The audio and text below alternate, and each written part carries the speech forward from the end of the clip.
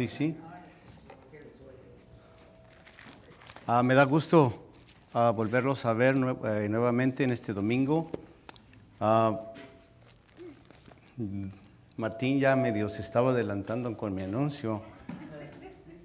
No importa, es bendición, ¿verdad?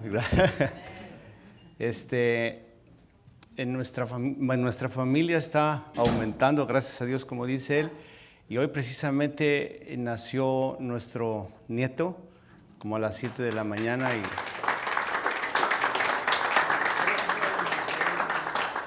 Gracias porque comparten conmigo su alegría y es bonito, ¿verdad?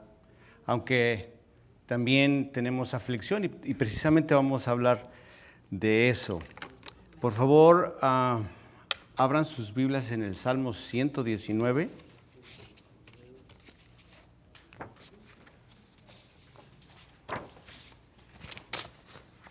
Si se acuerdan, ya tuvimos un estudio de este salmo. Este salmo se llama un salmo acróstico. ¿Por qué? Porque tiene 22 estrofas y en el alfabeto hebreo, su alfabeto tiene 22 letras. Y cada versículo, de cada estrofa empieza con la misma letra en hebreo. Es imposible traducirlo en los demás idiomas, pero por eso es que este salmo es un salmo hermoso que nos enseña muchas cosas. La vez pasada les dije que este salmo llega al centro del corazón de Dios.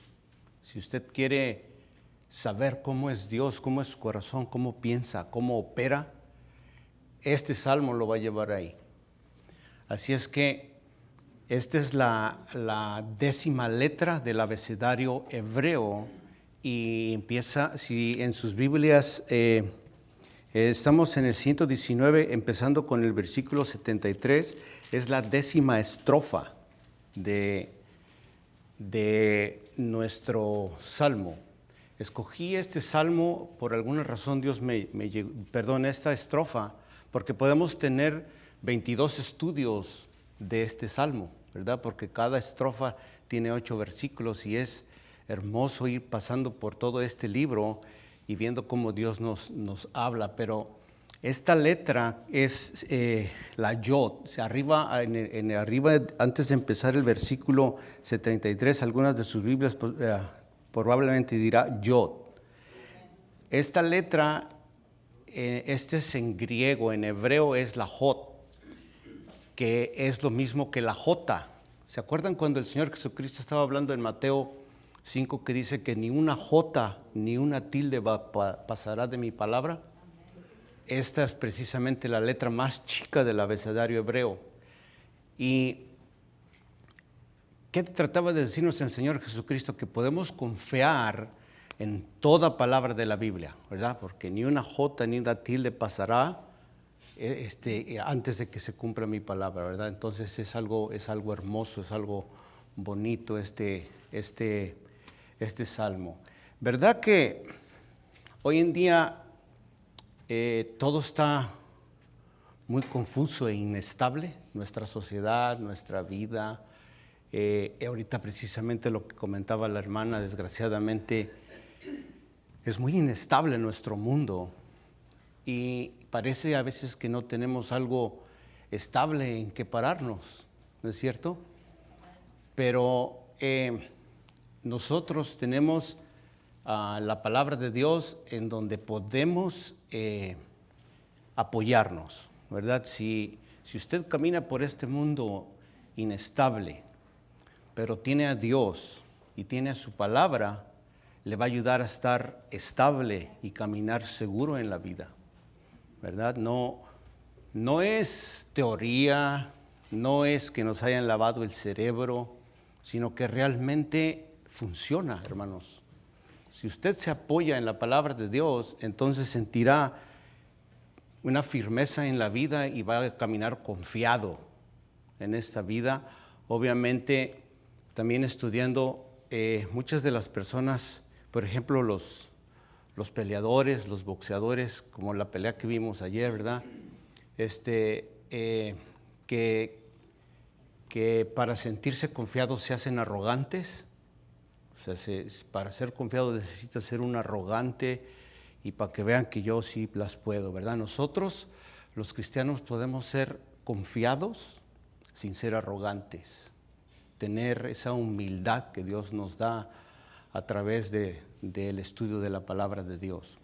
Así es que en este salmo vamos a ver dos cosas, que es tener un propósito específico y aprender a orar con peticiones específicas. Vamos a leerlo pues, vamos al primer versículo. Dice, tus manos me hicieron y me formaron, hazme entender y aprenderé tus mandamientos. Aquí el salmista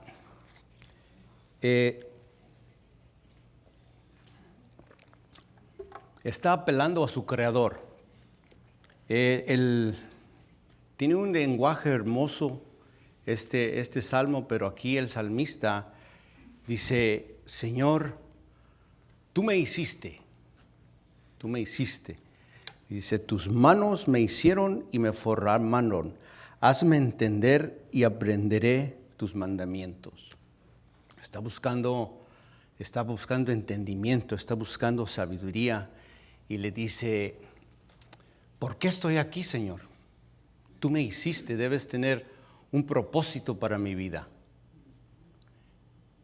Fue Sócrates quien dijo que todo ser humano en un momento de la vida tiene conciencia de por qué está aquí en la vida, ¿verdad? ¿Qué es lo que hago yo aquí en esta vida? Lo que nosotros llamamos el existencialismo. Cada persona en el mundo que nace llega un momento de su vida que se pregunta esto, ¿no es verdad? ¿Se lo ha preguntado usted? ¿Por qué estoy aquí? ¿Por qué si Dios me ha salvado, por qué me dejó? ¿Por qué nos dejó? ¿Por qué estamos aquí todos nosotros? Debemos de tener un propósito específico por el cual Dios nos dejó aquí en la tierra, ¿verdad? Tristemente, mucha gente vive su vida y nunca encuentra ese propósito, ¿verdad? Siempre está preguntándose y llega el punto en que después se olvida de cuál es el propósito de estar aquí en esta tierra, ¿verdad? Pero nosotros como cristianos debemos saber cuál es nuestro propósito. Nuestro propósito general, ahora como cristianos, como creyentes, es alabar a Dios, a glorificar a Dios, ¿verdad? Pero, ¿cuál será su propósito específico de usted? ¿Ya lo tiene? La Biblia, dice la hermana, ¿verdad? Tristemente, la mayoría de los seres humanos pasan toda su vida sin encontrarlo, ¿verdad? Y a pesar de que ya somos cristianos, muchas veces nada más hasta ahí llegamos, hasta poder darle alabanza al Señor, pero decía Martín en los anuncios, está cumpliendo con su propósito específico en el sentido de que si Dios ya le habló y no hace nada por cumplirlo, no está encontrando su propósito, ¿verdad? Vamos a ver Proverbios 16:4.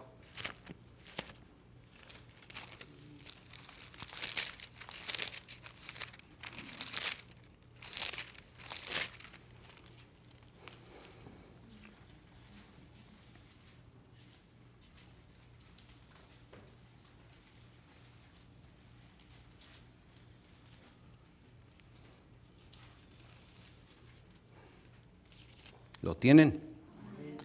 Dice, todas las cosas ha hecho Jehová para sí mismo, y aún al impío para el día malo.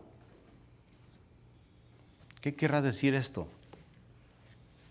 todas las cosas ha hecho Jehová para ninguna razón. Dice, para sí mismo. Y me llama la atención que dice, aún hasta el impío, al malo, lo ha hecho para el día malo, ¿verdad? Para Dios es tan poderoso, tan sabio, que aún utiliza a los malos, a los impíos, para poder cumplir con el propósito de usted, ¿verdad? Muchas veces no nos gusta, pero Dios tiene un propósito. Todo lo que es creado por Dios aquí en la tierra tiene un propósito divino, ¿verdad? Es algo que Dios lo hizo de esa manera y de alguna manera todo, completamente todo se cumple de acuerdo a su propósito, ¿verdad? Nosotros tenemos que saber cuál es ese propósito individualmente, porque vamos a ver Proverbios ahí mismo en el 19:21, más adelantito. Primer multa.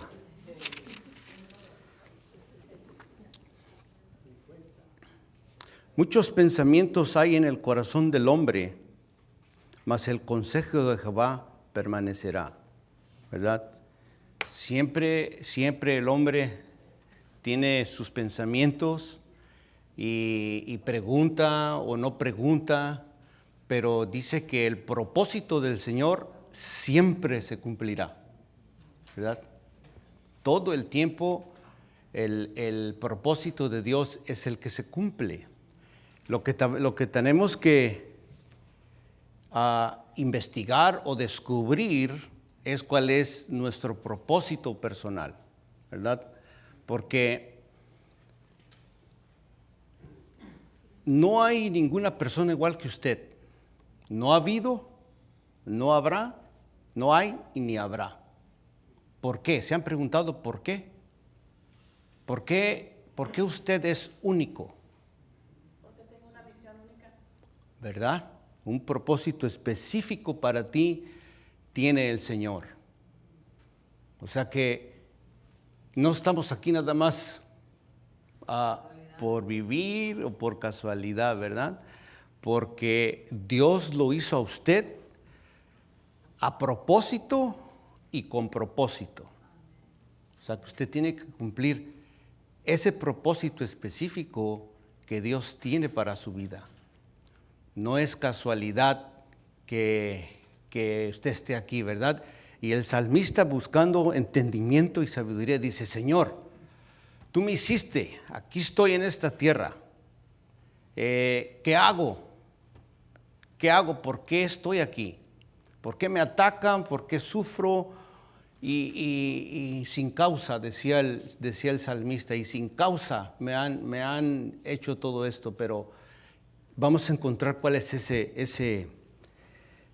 vamos a tratar de encontrar cuál es ese propósito específico que Dios tiene para nuestras vidas. Vamos al Nuevo Testamento, a Efesios 2:10, por favor.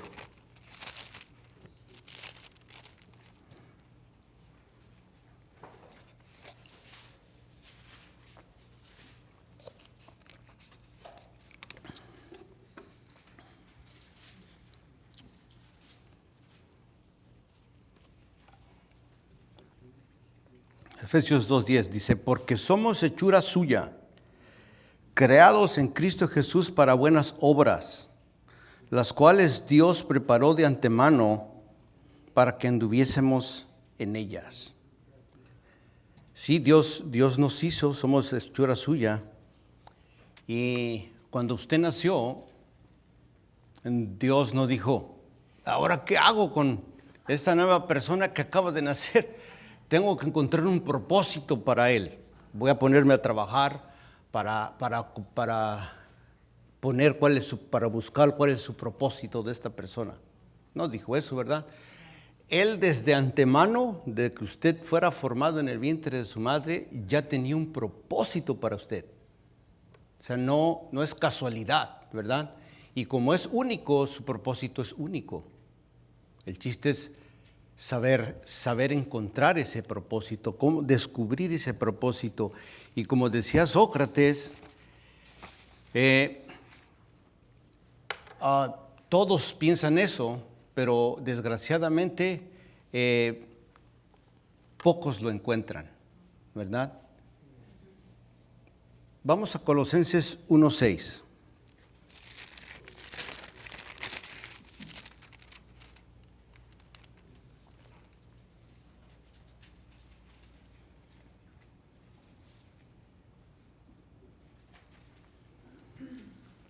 Colosenses, dije 6, es 1:16.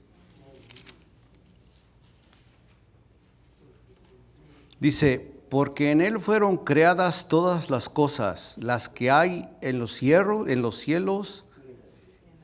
la tierra, visibles e invisibles, sean tronos, sean dominios, sean principados, sean potestades, todo fue creado por medio de Él y para Él. ¿Acaso el Señor hizo el universo, la tierra y a usted y lo puso aquí en este mundo para que naciera, viviera, sufriera, trabajara, respirara, procreara y muriera? Claro que no, ¿verdad? Claro que no, porque sería que para eso nacimos, nada más para venir, vivir, sufrir, respirar, trabajar y morir. Y hasta ahí se acabó en nuestro vivir en esta tierra, en este mundo. Dios tiene un propósito mucho más grande que eso para nosotros, ¿verdad? El creyente le pertenece a Dios por doble derecho. Él nos creó, ¿verdad? Pero si usted cree en el Señor Jesucristo, Él también a usted lo salvó, ¿verdad? Lo salvó por medio de la redención, por medio de lo que hizo el Señor Jesucristo en la cruz. Usted es salvo, ¿verdad?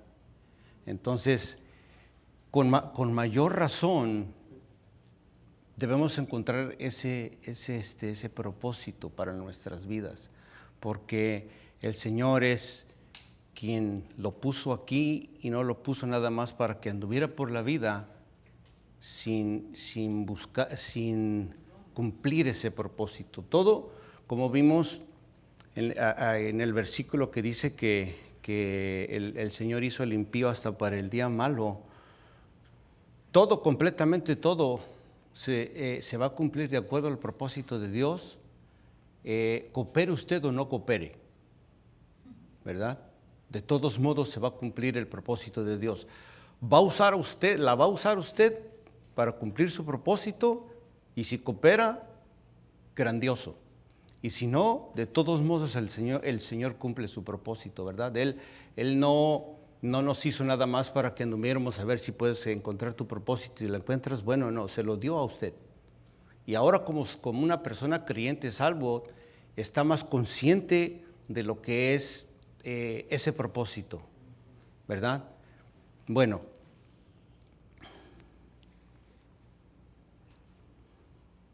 así es que todos nosotros tenemos un propósito, acuérdense de eso. Vamos al versículo siguiente, ahí en el Salmo 119, 74.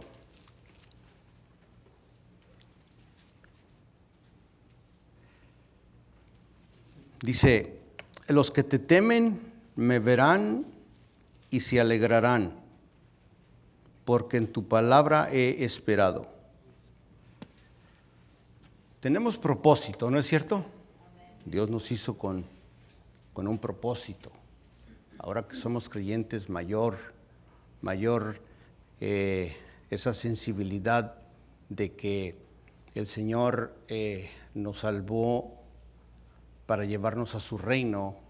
Empezamos, cuando leemos la Biblia, empezamos a dejar lo terrenal, a no pensar en lo terrenal, porque Dios nos reclamó para su reino y empezamos a enfocarnos en el reino de Dios, ¿verdad? Vamos dejando eso y es parte de cumplir con nuestro propósito. Pero nuestro propósito, el propósito que tenemos nosotros los creyentes, siempre es hacia afuera. Nunca es hacia adentro nada más, ¿verdad? Siempre es hacia afuera, ¿verdad? Es decir, que Dios nos salvó para poder ser de bendición a los demás. Porque dice aquí, en el 74, los que te temen me verán y se alegrarán. Si usted pasa por un tiempo de aflicción y la gente mira cómo maneja esa aflicción,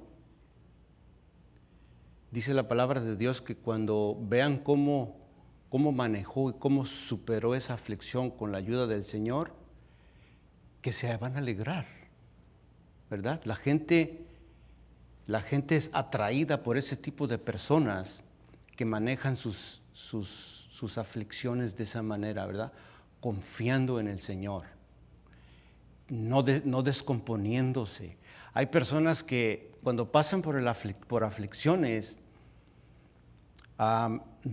no quieren, es difícil estar con ellos, están enojados, están amargados, porque no están manejando bien su aflicción, ¿verdad? Pero si nosotros la manejamos como la estaba manejando el salmista, entonces dice que cuando nos vea la demás gente, obviamente personas creyentes, aunque no sean creyentes, a mí me ha impactado mucho cuando personas pierden a sus seres queridos y son creyentes y la manejan de una manera que me sorprende y me impacta. ¿Cómo es que esta persona, a pesar de que está pasando por esto, cómo puede manejarlo así?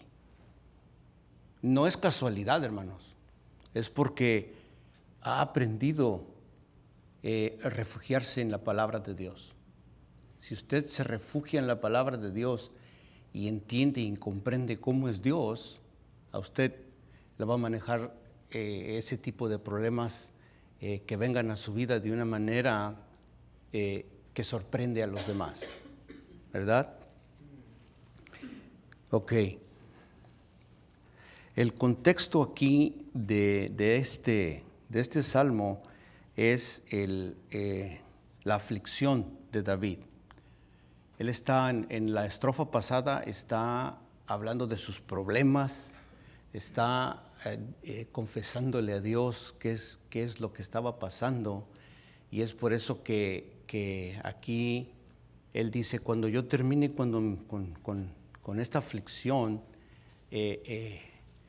los que me vean se van a alegrar, ¿verdad? ¿Por qué? Porque estoy manejándola de una manera que a ti te agrada, Señor. Muy bien. Porque él entiende que su significado y su propósito tiene que ver con la alegría y el bienestar de otras personas. Quiere decir que debemos de pensar en los demás, no nada más en nosotros. Cuando las personas que no son creyentes también han pensado en un momento de su vida que por qué están aquí, buscan su propósito y lo buscan, lo hacen de una manera personal, ¿verdad? De una manera muy personal. Todo es hacia adentro, ¿verdad? Nunca es hacia afuera. Pero la palabra de Dios nos enseña que nuestro propósito siempre debe de ser hacia afuera, ¿verdad? Nunca hacia adentro, siempre hacia afuera. Bueno, vamos a ver Hechos 16:40.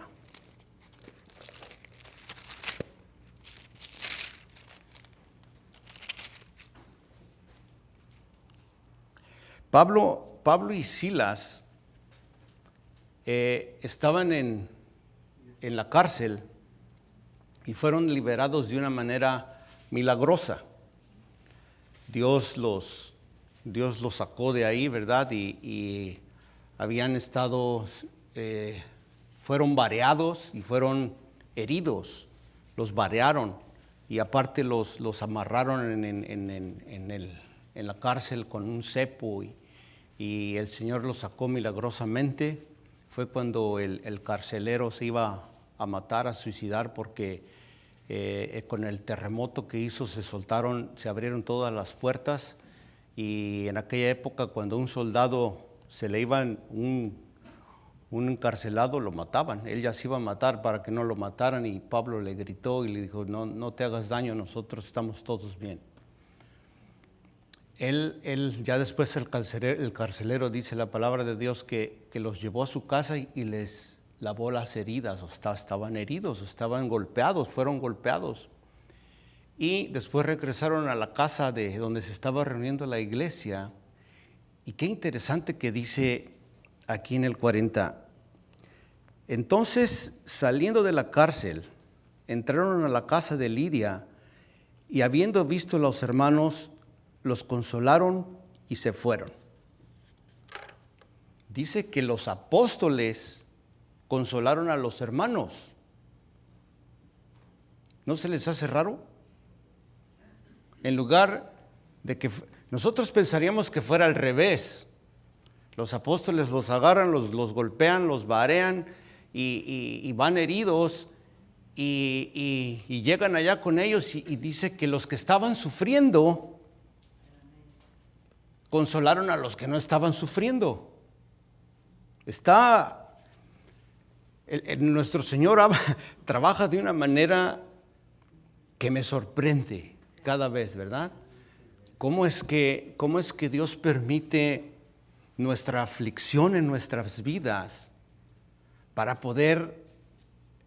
Muchos dirían: pobrecito de mí, miren cómo estoy sufriendo, necesito consuelo, consuélenme por favor, porque miren cómo nada más soy víctima de las circunstancias y siempre estoy sufriendo, siempre estoy enfermo. Ahora que a Pablo y a Silas los agarraron y hubieran dicho: pues, aparte de que estoy trabajando para el Señor y esparciendo la palabra por el mundo, estos me agarran y nos golpean de esa manera, y ¿cómo quiere el Señor que le sigamos sirviendo así? ¿Ya? Muchos pensaríamos así, pero Pablo entendía este concepto, el concepto del salmista. Él lo entendió. Y él no quería desperdiciar su sufrimiento, hermanos. Él no quería desperdiciar ese sufrimiento porque entendía que al nosotros sufrir, ¿por qué es que sufrimos? Si sufrimos es para que Dios nos consuele, ¿verdad? Dios mismo nos consuela. Si estamos sufriendo, Él nos consuela para que nosotros podamos consolar a los demás. Pero esto se habla de una madurez. Si nosotros entendemos cómo es Dios, cómo trabaja, cómo opera, cómo nos cuida, vamos a entender que Dios trabaja de esa manera, ¿verdad? En lugar de amargarnos con el sufrimiento, Dios nos tiene este propósito como seres creyentes de la palabra de Dios, ¿verdad? No vas a dejar de sufrir de vez en cuando, pero también yo te voy a consolar para que tú puedas consolar a los demás. Muchos no llegan a tener esa madurez. Y creen que han hecho algo y que por eso están sufriendo, ¿verdad? Pero no, es Dios quien trabaja de esa manera. Vamos a ver 2 de Corintios.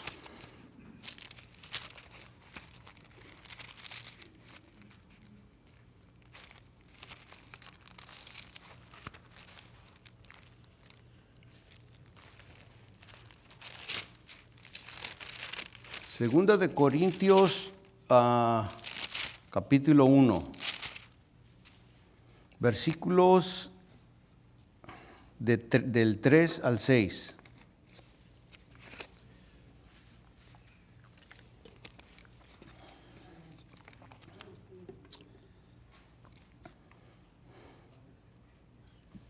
Dice, muy importante esto que vamos a ver, hermanos. Dice, bendito sea el Dios y Padre de nuestro Señor Jesucristo, Padre de misericordias y Dios de toda consolación, el cual nos consuela en todas nuestras tribulaciones, para que podamos también nosotros consolar a los que están en cualquier tribulación por medio de la consolación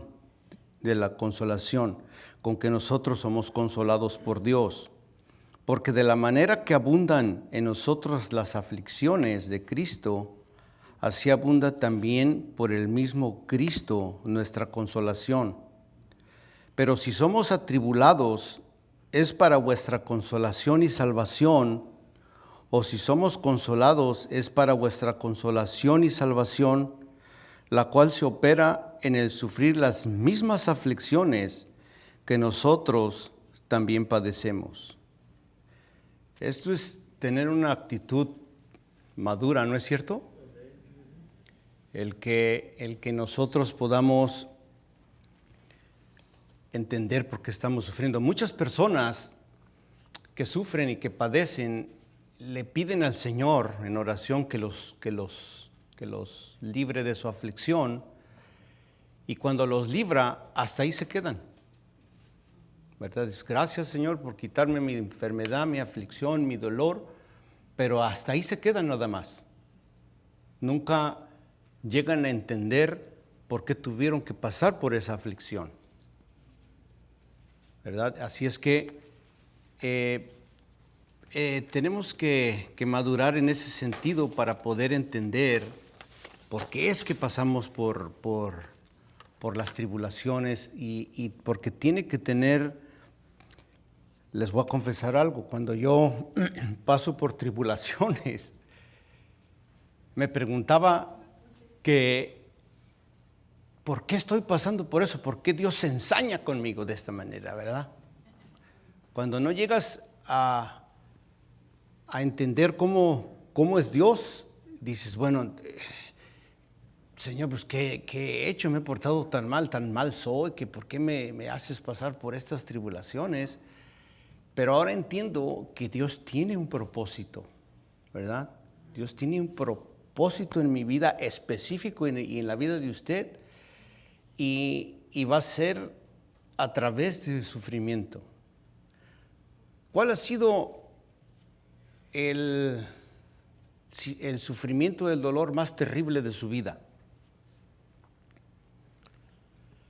Posiblemente, hermanos, cuando usted está pasando por ese tipo de tribulaciones en su vida, de gran dolor y de tribulación, es precisamente el momento en que Dios quiere usarlo a usted, poderosamente y hasta milagrosamente, como vimos con Pablo y Silas, ¿verdad? Que en lugar de ellos recibir la consolación de parte de los hermanos que estaban orando por ellos para que salieran de la cárcel, y que el Señor los llevó allá ya liberados, los apóstoles oraron por los hermanos consolándolos y después se fueron, ¿verdad? Entonces, no precisamos saber todos los detalles de nuestra tribulación, como ¿se acuerdan de Job? Job sufrió como ninguno de nosotros ha sufrido, ¿verdad? En 7 días él sufrió lo que ningún ser humano pienso que ha sufrido, ¿verdad? Solamente el Señor Jesucristo. Y él estaba tan enfocado en su aflicción que no podía ver a su Creador, ¿verdad? Estaba tan enfocado en ese dolor, en eso lo que estaba pasando, Y él era un creyente que amaba al Señor. Incluso ese fue el motivo, ¿verdad?, de por qué fue atribulado, porque el Señor presumió de la conducta de Job a Satanás.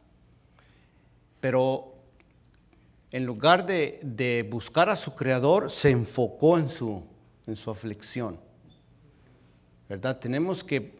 Hay personas que no quieren ver en su aflicción, no quieren ver a Dios, porque creen que es un castigo, o creen que hicieron algo, o que simplemente Dios está siendo un poco duro con usted sin ninguna razón, ¿verdad? Pero no, el Señor utiliza estos sufrimientos para poder buscar, ¿verdad?, en nosotros madurarnos,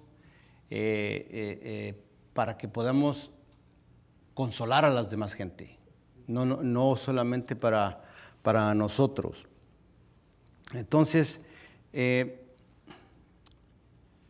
Dios nos creó para que tuviéramos, Dios no nos creó, hermanos, para que nosotros fuéramos felices. ¿Creen eso? Mucha gente dice, bueno, Dios no quiere que suframos. Sí, no quiere que suframos en el infierno, pero Dios no nos crió aquí en la tierra para que fuéramos felices. Dios nos creó y nos dejó en esta tierra para que cumpliéramos con su propósito, ¿verdad? Y al cumplir con su propósito, es decir, ministrar a los demás y servir a los demás. Por eso es que es una vida de servidumbre, de servir, ¿verdad?, de ministrar a la gente. Si estoy sufriendo es por usted, y debo entender que como Dios me ha consolado, entonces yo puedo consolarlo a usted, ¿verdad? Y porque hago eso, entonces soy un hombre feliz. ¿Sí se dan cuenta? Que si cumplo con el propósito de Dios en mi vida a través del sufrimiento y lo entiendo, entonces soy feliz desde ahorita, antes de llegar al reino. Que voy a sufrir y voy a tener aflicciones de vez en cuando, sí. ¿Por qué? Porque así lo hizo Dios. Dios así lo diseñó. Pero tristemente, cuando tenemos esas aflicciones, no queremos pasar por ellas. Nadie quiere pasar por ellas. Ni yo, ni Pablo, ni nadie quería pasar por ellas, pero Dios así lo hizo. Dios así lo diseñó y así lo estamos pasando. Bueno, si queremos ser estables en un mundo inestable, tenemos que encontrar nuestro propósito específico y también servir a los demás, ¿verdad? Como lo estamos viendo, servir a los demás. Y vamos al versículo 75 volvamos ahí a Salmo 119.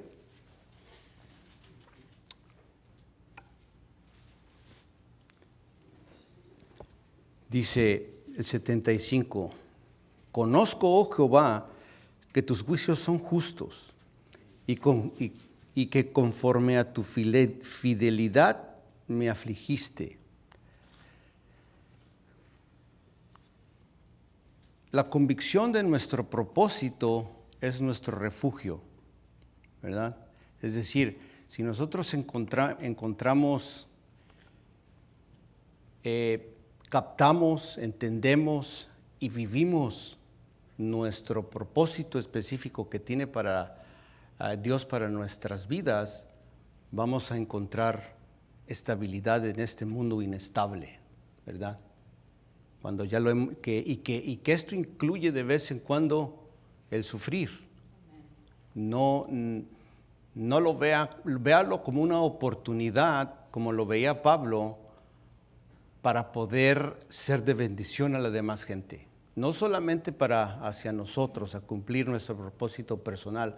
Seguido oigo en la televisión cuando especialmente y no voy en contra, ¿verdad? Sí, principalmente las mujeres que quieren ellas ser más exitosas que el hombre y que creen que como están bajo el hombre, pero no es nuestro diseño, fue el diseño del Señor, quieren ser que no necesitan a los hombres y dicen que cuando ellas son exitosas y para poder ser luchadoras y empoderarse, ¿verdad? Empoderarse de lo que es su ambiente, ser exitosas en el estilo terrenal y cuando cumplen con ese propósito que es muy personal, que es nada más hacia adentro, después se observan a ellos mismos y dicen, encontré mi propósito, que es este,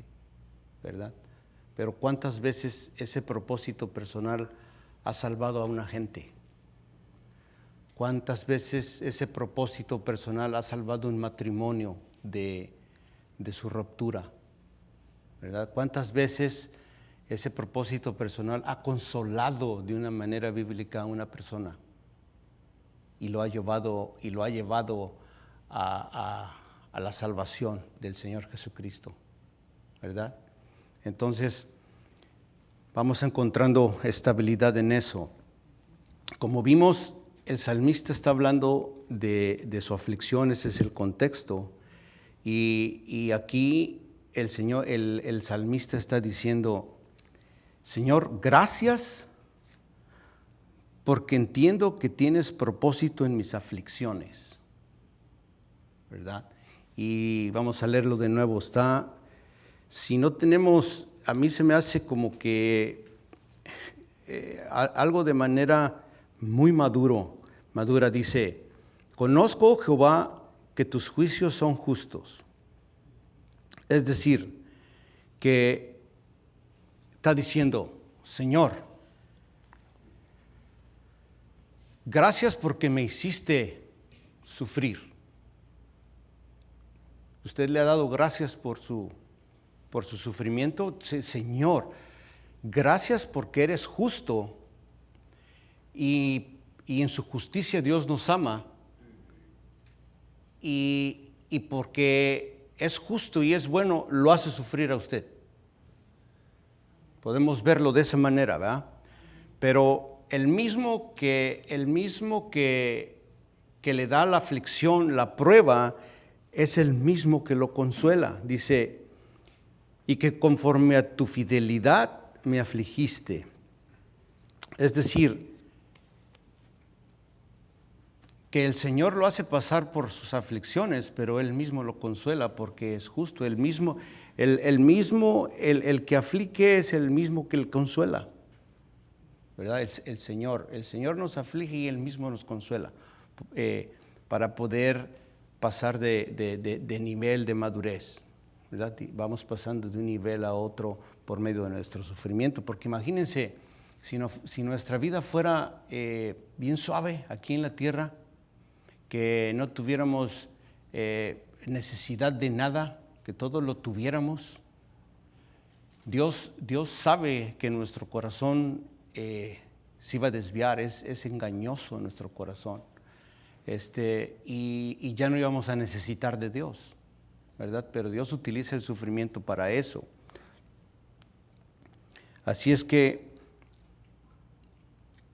como les dije hace un momento, no necesitamos saber todos los detalles de nuestras circunstancias, ¿verdad? Como ¿por qué, Señor? ¿Por qué estoy sufriendo? ¿Por qué me das esto a mí? Yo veo que ni a los otros no los hace sufrir, pero ¿por qué te ensañas conmigo? ¿Verdad? Pero vamos a ver ahí mismo en el 119, ahí nada más en el versículo 68, fíjense lo que dice, hablando de que el Señor lo hizo padecer, dice, bueno eres tú y bienhechor, enséñame tus estatutos. Si usted sabe que el Señor ¿es bueno el Señor? El Señor es bueno, ¿verdad? Todo el tiempo, exactamente. El Señor es bueno todo el tiempo. Ayer, hoy, mañana y siempre. Es bueno. Y si ayer el Señor no fue muy bueno porque sufrí un poco, ¿será eso? Señor, ¿qué pasó? Me estás diciendo, eres muy bueno todo el tiempo, ¿verdad? Pero dice la palabra de Dios que Dios es bueno. Es por eso que les digo que no necesitamos conocer todas las circunstancias de lo que estamos pasando. ¿Saben qué es lo que necesitamos conocer y saber? Que Dios es bueno. Porque si Dios es bueno, va a ser bien con usted, ¿verdad? Siempre Él va a hacer bien con usted. Y las personas que no aceptan su aflicción están yendo en contra de la naturaleza de Dios. Porque lo que precisamos saber nada más es que Dios es bueno. Y que a pesar de nuestra aflicción, Él continúa siendo bueno, ¿verdad? Él no es malo, Él es bueno, e incluso es el único bueno en todo el universo, ¿verdad? Entonces, si usted se rebela contra Dios en su sufrimiento, quiere decir que no conoce cuál es la naturaleza de Dios. La naturaleza de Dios es que Él es bueno. Y porque es bueno, es bienhechor, ¿verdad? Hace bien. Una persona mala no puede hacer bien a la gente, ¿verdad? ¿Por qué? Porque no es su naturaleza. Y la naturaleza de Dios es ser bueno. Y porque es bueno, es bienhechor. Hace bien a la gente. Hay muchas personas enojadas con Dios. Y muchas personas en iglesias como la nuestra, hermanos, que están enojados con Dios. Porque no entienden su sufrimiento. Si no salen las cosas como ellos planearon, y algunos son pastores, líderes, diáconos y eso, pero si no les salen las cosas de acuerdo a lo que ellos planearon en su vida, siendo creyentes, y no entienden por qué están pasando por esto, se amargan contra Dios, ¿verdad? Y andan amargados, pero cuando llegan aquí a la iglesia se ponen su máscara de cristiano, ¿verdad? Porque se supone que un creyente no debe sufrir. Se tiene la creencia errónea de que el creyente no debe de sufrir. Así es tu Dios. Mira por lo que estás pasando y eso que dices que tienes un Dios bueno, ¿verdad? Te dice la gente, ¿no es cierto? ¿Qué le decían a Job? Tú debes de tener un pecado ahí oculto, que confiésalo y para que el Señor te dé de su misericordia y pueda sanarte, ¿verdad? Pero no entienden que los líderes, los cristianos como nosotros, que a pesar de nuestro sufrimiento, Dios nos consuela y podemos ser de bendición a la gente, ¿verdad? Y no es necesario poner nuestra máscara de cristiano, sino ser de bendición a la gente a pesar de nuestro sufrimiento, ¿verdad? Es por eso que una vez al pastor Sergio nos estábamos platicando que a un hermano le preguntó que por qué él no sufría. Dice, veo que usted y su familia, que veo que siempre andan muy felices, nunca les pasa nada, nunca tienen ningún problema. Hermanos, ¿por qué no viven con ellos? ¿Verdad? Pero si tú vives con una persona, sabes que tienen problemas. Siempre hay problemas. No hay nadie exento de que no tenga problemas. Pero a pesar de eso, como Dios es bueno, nos da consuelo y nos hace bien, ¿verdad? A pesar de que estamos sufriendo. Ok, y bueno, ¿no es cierto que el niño y la niña encuentran consuelo y estabilidad en sus padres cuando los corrigen bien y con amor los disciplinan, y cuando crece el niño, crece bien, crece estable y encuentra consuelo en sus padres por la estabilidad emocional y el amor que le dieron a ese chamaco, ¿verdad? Pero si usted no disciplina bien al niño, que lo deje hacer lo que él quiera, el niño va a salir mal y se vuelve amargado para con sus padres, intolerante y grosero, porque nunca tuvo y ni nunca vio esa estabilidad en sus papás, esa estabilidad emocional que se las modela, ¿verdad? Tú al niño modélale lo que Dios te ha dicho, que camines de acuerdo a los estatutos de Dios, y el niño te va a ver y lo va a seguir, ¿verdad? Así es nuestro Dios, ¿verdad? Él tiene principios, verdades que siempre funcionan. Si usted los aplica a su vida, van a funcionar, ¿verdad? Porque así es nuestro Dios. Él es un Dios amoroso, increíble. Entonces vamos a ver Romanos 8:28.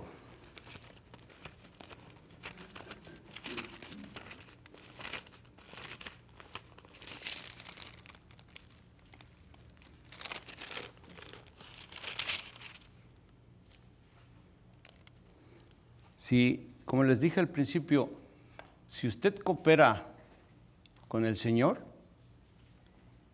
entendiendo que a pesar de que tenemos aflicción y sufrimiento, Él es bueno, conocer su naturaleza, el propósito de Dios siempre se va a cumplir específicamente en usted. ¿Qué dice Romanos 8:28?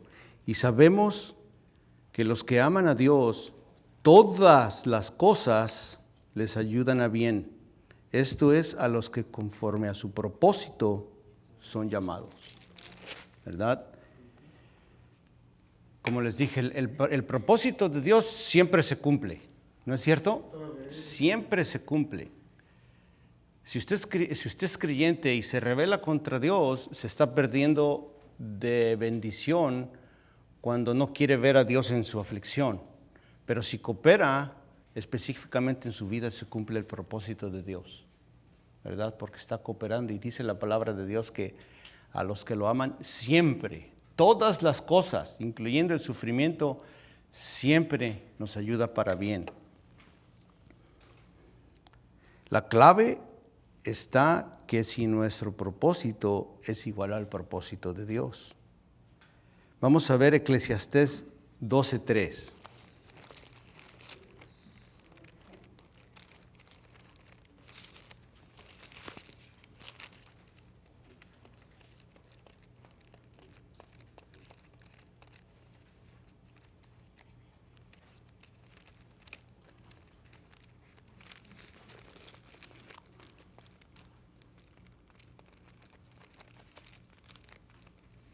No lo encuentro, ya se me perdió.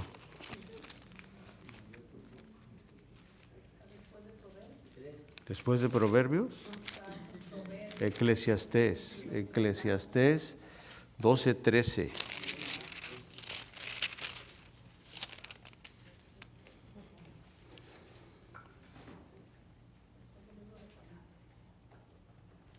Ok, dice: el fin de todo el discurso oído es este.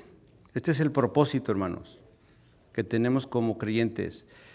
Teme a Dios y guarda todos sus mandamientos, porque esto es el todo del hombre. ¿Verdad? Todo.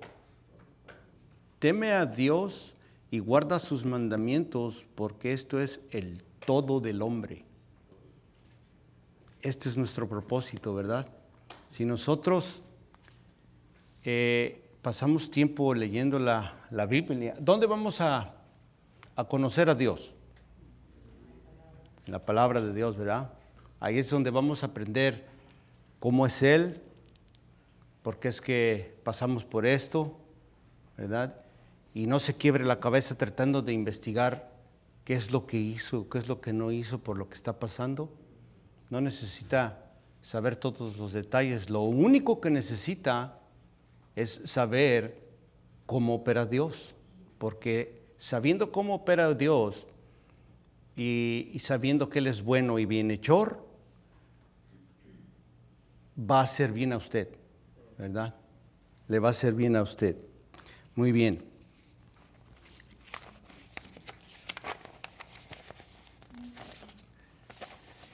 Versículo 76 y 77 de Salmo 119.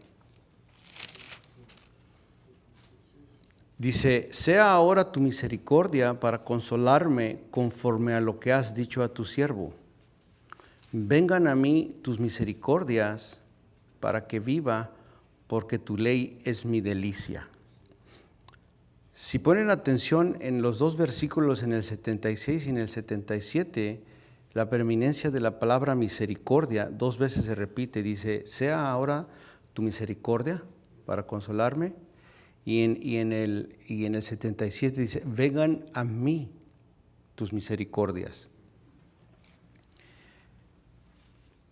En otras palabras, el salmista aquí está pidiéndole a Dios tener emociones controladas, ¿verdad? Porque si nosotros no tenemos nuestras emociones controladas, no vamos a pasarla mal, ¿verdad? No, nos vamos a descontrolar, vamos a andar de aquí para allá buscando una solución y la cosa está en nuestra emoción, nuestras emociones. 47 veces en los salmos, hermanos, el salmista pide misericordia o misericordias. Y 79 veces el salmista alaba a Dios porque ha recibido su misericordia. Qué interesante que pide el salmista 47 veces y casi lo doble recibe misericordia, ¿verdad? Fácilmente podríamos decir, yo no tengo misericordia. ¿Ha pedido al Señor en oración por misericordia?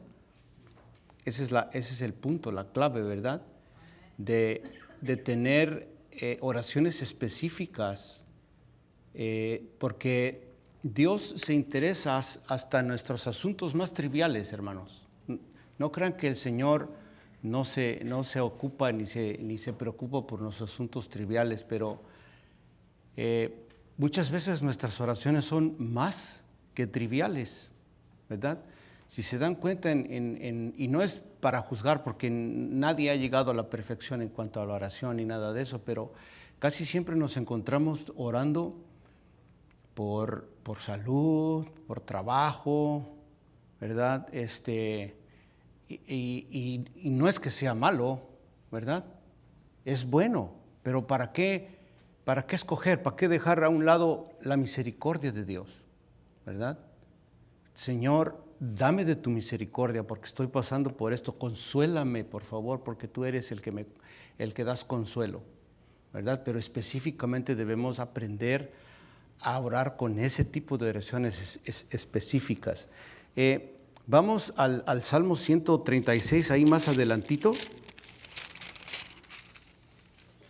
Este salmo tiene 26 versículos y todos los versículos terminan de esta manera: porque para siempre es tu misericordia. Voy a leer el primero, dice: alabad a Jehová porque Él es bueno, porque para siempre es su misericordia.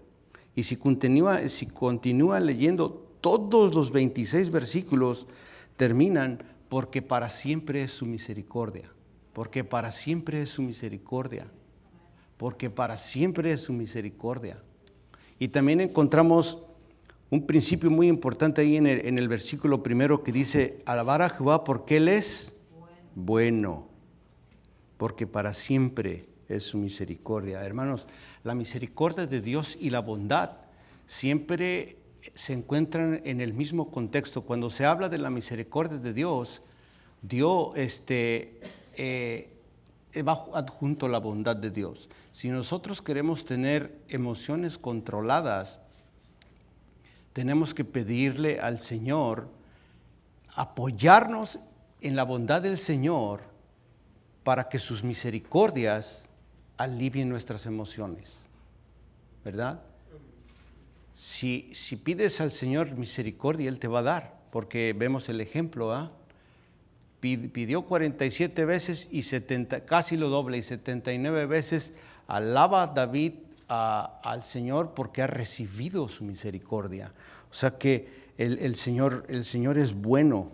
Y también está la importancia de, el Señor sabe de la dureza de nuestro corazón, si se fijan, ¿por qué es que repite tantas veces eso?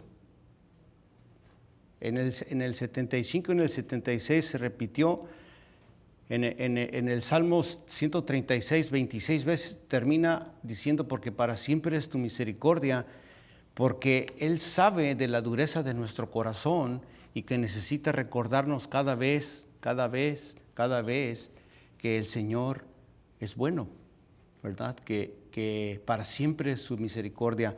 También lo encontramos en primera de Crónicas 16, Segunda de Crónicas 5 y 7, Esdras 3, Salmo 106 y Salmo 118, y dice, porque para siempre es tu misericordia. El asunto es que Dios nos da su misericordia porque Él es bueno, ¿verdad? La bondad de Dios siempre está en la Biblia, ¿verdad? Siempre, si usted busca misericordia, su bondad siempre está adjunto con ella. Y si se apoya en su fidelidad, Él le dará esas misericordias. Ok, porque tratar con las emociones, hermanos, sin la Biblia es como tratar de llevar agua con las manos. Por ejemplo, he escuchado personas que dicen, me siento tan culpable. Siento muy culpable, pero ¿por qué? ¿Por qué? ¿Qué hiciste? No sé, pero me siento muy culpable. El asunto es, y la pregunta sería, ¿eres o no eres culpable? Porque si estás pecando, vas a estar sufriendo, ¿no es cierto? Porque Dios, cuando hizo el mundo, hizo un mundo justo. Y Él nos dijo desde el principio que si tú pecas, vas a sufrir tus consecuencias, ¿verdad? Pero si estás pecando y te sientes culpable, también hay una manera de arreglar eso, ¿no es cierto? Vas a la Biblia, confiesas tu pecado, te arrepientes, ¿verdad? Y no lo vuelves a hacer más y continúas con tu vida.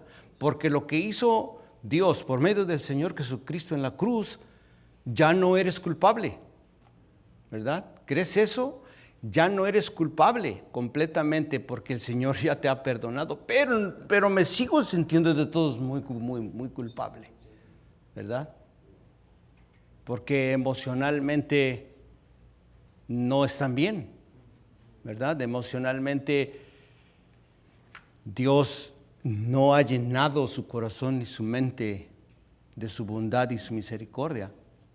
Así es que si no tratamos de acuerdo, hay personas que van a la Biblia de acuerdo a sus emociones, ¿verdad?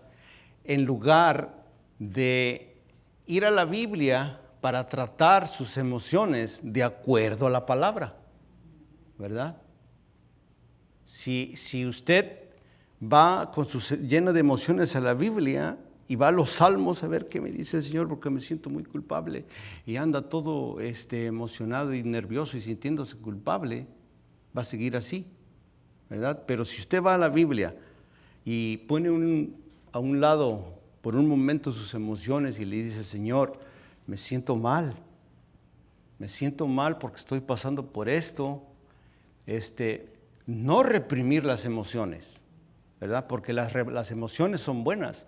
Dios nos ha puesto las emociones, porque nos da empatía, nos corrige, nos da simpatía. Las emociones son buenas, pero deben estar controladas por medio de la palabra de Dios, ¿verdad? Para no estar descontrolado emocionalmente. Muy bien. Vamos a pasar al 78. Dice, volviendo al Salmo 119, 78, dice, sean avergonzados los soberbios porque sin causa me han calumniado, pero yo meditaré en tus mandamientos.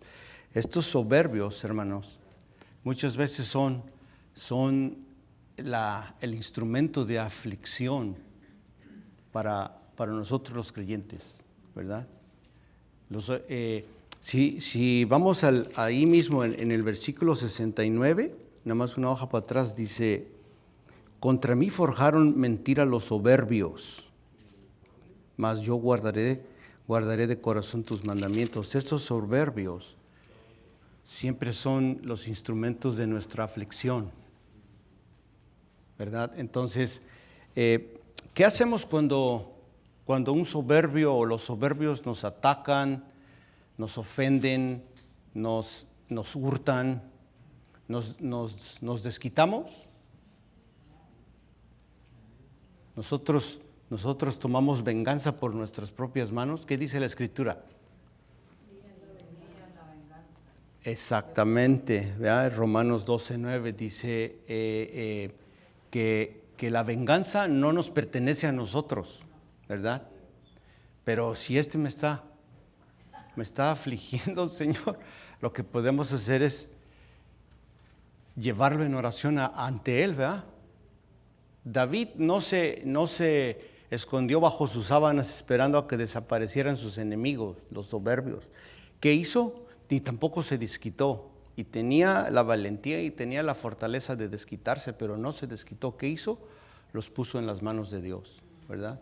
Orar. ¿Qué tal orar por tus enemigos, por los soberbios, por los que te están ultrajando, por los que te están humillando? Muchas veces, hermanos, somos nosotros esclavos de los soberbios que nos atacan, ¿verdad? Porque imagínese un jefe, un patrón perverso, malo, que usted trabaje con él 8 horas y después de 8 horas se sale del trabajo y todavía está pensando en él, ¿verdad? Constantemente en lo que él le hizo, ¿verdad? Y nos volvemos en sus esclavos.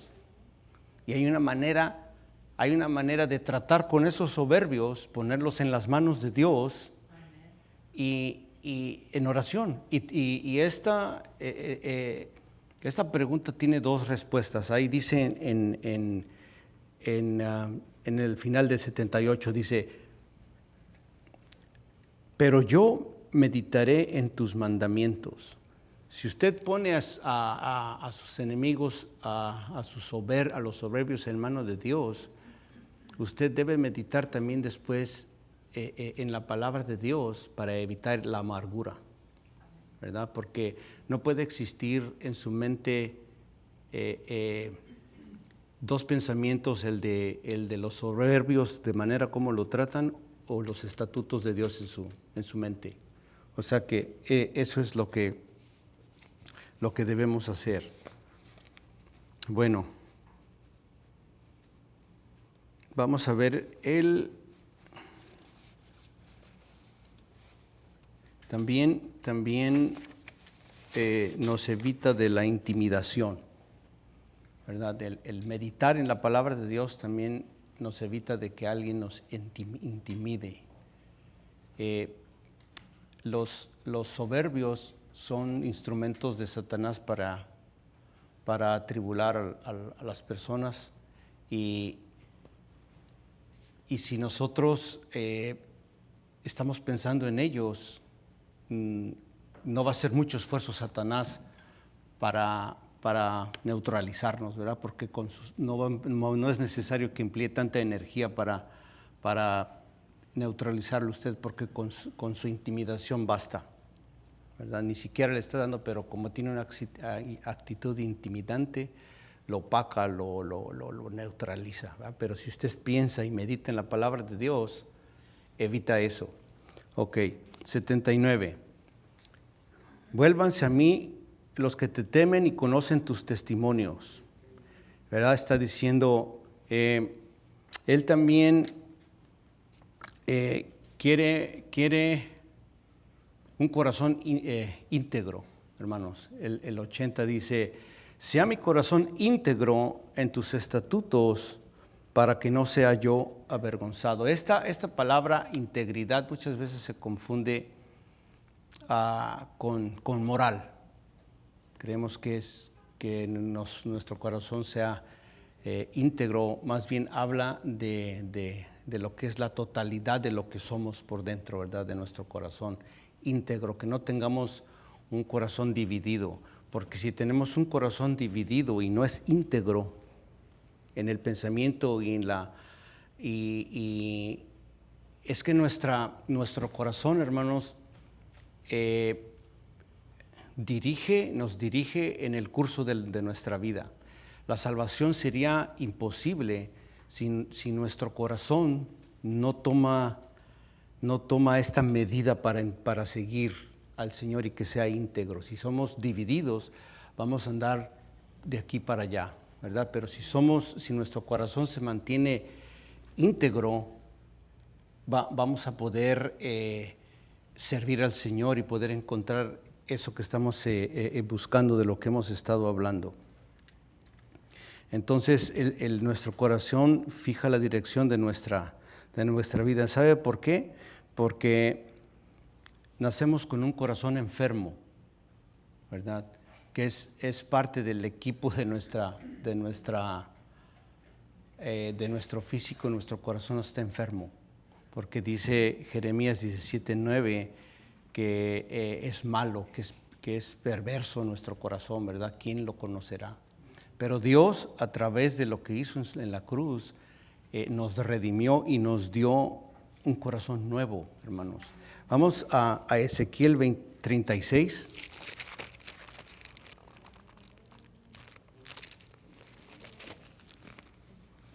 Ezequiel 36.